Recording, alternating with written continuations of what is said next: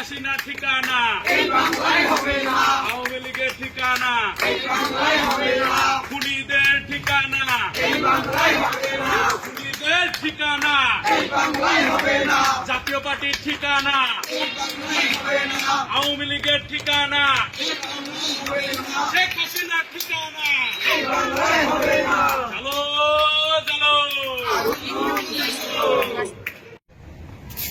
ফ্যাসিবাদী শক্তি আওয়ামী লীগ, জাতীয় পার্টি এবং তাদের দোসরদের কোনো ঠিকানা হবে না।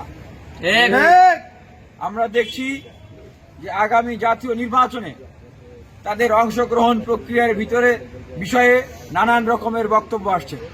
এইখানে দেখেন আমাদের আহত ভাইয়েরা এখনো রয়েছে। দেখেন ভাইয়ের পিঠে দেখেন এখনো যে বুলেট বিদ্ধ পিঠ, তার এই যে বুলেট বিদ্ধ পিঠ, একটা গুলিও এখনো আহত ভাইরা রয়েছে। আছে না দুদিন আগে আব্দুল্লাহ শহীদ হয়েছে।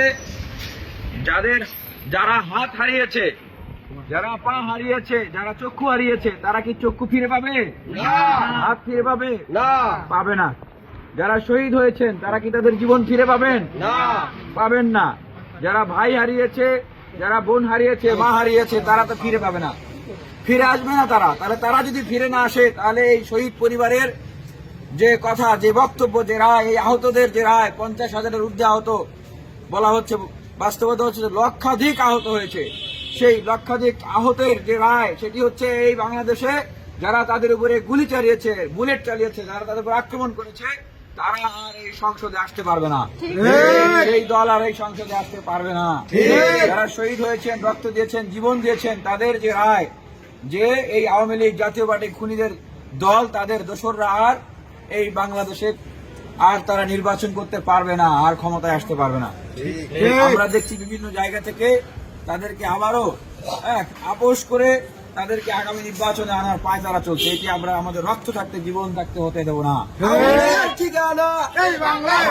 একটাই যে আপোষ না সংগ্রাম, আপোষ না সংগ্রাম। আমরা কোন আপোষের রাজনীতি করি না। আমাদের রক্তে বিপ্লব।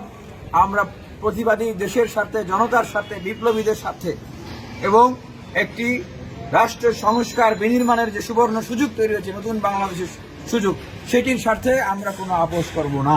এই গণহত্যাকারীদের ঠিকানা বাংলাদেশ হবে না। আগামীকালকে সকাল 11:30টায় ঢাকা বিশ্ববিদ্যালয়ের টিএসসিতে আপনারা চলে আসবেন।